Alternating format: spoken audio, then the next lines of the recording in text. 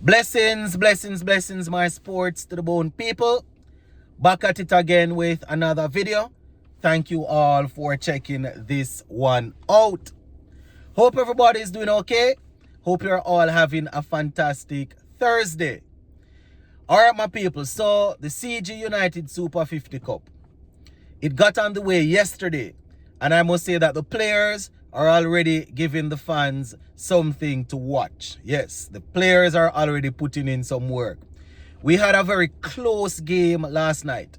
Winward Islands Volcanoes versus Leeward Islands Hurricanes. 324 was chased down in that game. Gonna walk you through the scorecard. Gonna let you hear exactly how things went. We actually had a centurion in that game, and we had quite a few half centuries also. So just stick with us until the end. We're also going to be talking a little bit of Ashes cricket. Australia and England, they get the Ashes up and running later on tonight. I think the first ball bowls off at 9:20, 9:30, if I'm not mistaken. So, if you want to see some good quality cricket, you can tune in to that. All right, so let us jump down into Leeward Islands Hurricanes versus Winward Islands Volcanoes.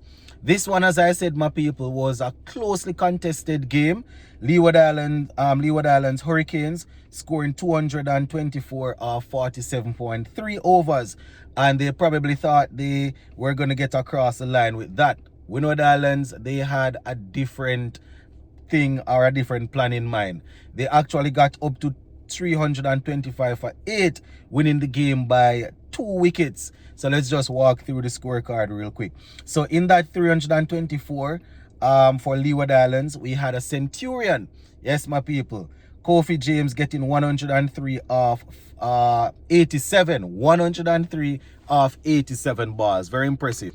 Really happy to see that, we got a century on the first day. So 103 off 87, 9 fours and 5 sixes, going at a strike rate of 118.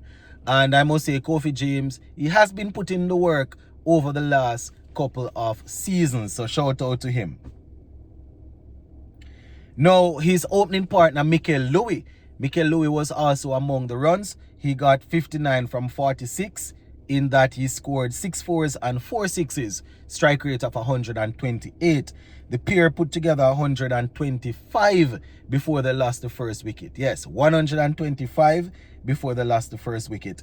And as a matter of fact, you can say that the top order fired, because those two guys, and then we had Carlan Bowen Tuckett getting 56 from 44 with 5 fours and 1 6. That's at a strike rate of 127.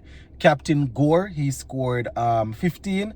In the middle, we also saw Joel Andrew chipping in. He got 31 from 32 with 3 fours and 1 6. Jamar Hamilton, for a former captain, he scored 23 from 29. So those were the main contributors there with the bat for Leeward Islands as they piled on the runs, 324. Good to see them getting over 300. Now, bowling for Winward Islands, let me see the wicket takers. Shadrick Discarte, he got 3 for 43 from his 8 overs.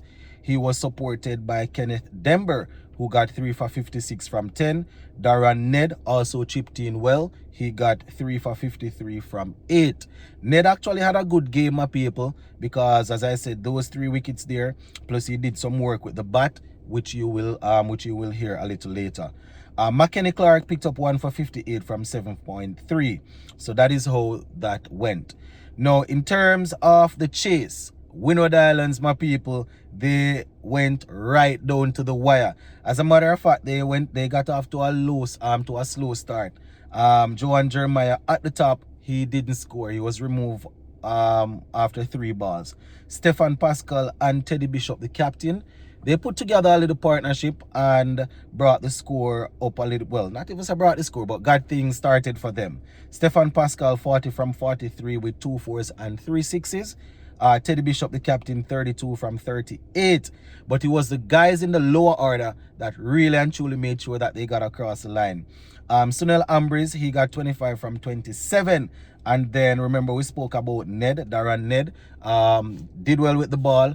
and then also did well with the bat, getting a half century. Unfortunately, falling 6 runs off a century, right? 94 from 56, right? So a big, you can call it a big half century, right? 94 from 56, 8 fours and 6 sixes, strike rate of 168.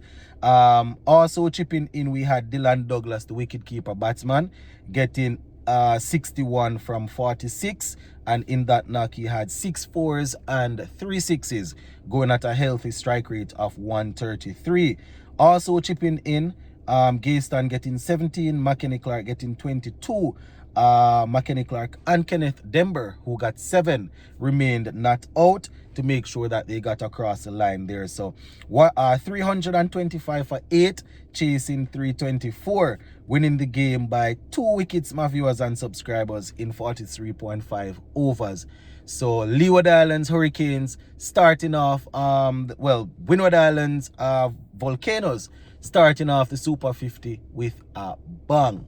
If you're wondering what happened to the other games, last night I did a video covering those, so you can go and check that out. Now let's take a look at the bowling for Leeward Islands. O'Shane Thomas, he picked up 3 for 62 from 10. Yes, 3 for 62 from 10. He was supported by Gore, who got 2 for 41 from 10. We also saw Peters getting 1 for 33. Cornwall, the former captain, getting 1 for 80 from 8, while Kofi James picked up 1 for 7 from his 1 over. So nice victory there for the Winward Islands Volcanoes. Leeward Islands Hurricanes, they will definitely take some positives from this, knowing that they scored over 300 in their opening match. So shout out to them. All right, now just before we go, my people, later on tonight we will see Australia and England getting the Ashes up and running. Yes, my people, this is a very interesting one. A lot of people say that they're back in England, Australia and England. Obviously, a lot of people say they're back in England because Australia, this is the weakest that they have ever been in a long time. I won't even say that, because I want to tell you, say Australia, even when you think they are at their weakest or their lowest point, they will find a way to come through. They are without Pat Cummins, who is crucial, not only because of his captaincy, but his bowling. They are without Josh Hazelwood, who gives away absolutely nothing and also picks up wickets. And the batsman, Marnus Lamashane, he was out for a bit, scored quite a few runs the other day, so he was drafted back into the team, but we still don't know what we're going to get from him. Travis Head played in a warm-up game the other day, didn't do much, and they are trying to say that they're unsettled, but I'm not going to really say that, because when it comes on to the Ashes, especially at home, Australia, they usually find a way to come through. So England, they're feeling pretty good. Their batting is okay, plus their bowling, they're expecting that their bowling their bowlers will come through for them. I was reading something the other day, and I think it was Michael Vaughan that was saying, or one of them that was saying that England, their bowling will definitely need to really come through if they are going to topple over Australia in this Ashes. So let us see. The game gets underway later on at 9:20 p.m. So definitely going to be taking a look at that. Gonna leave it right there. Big up.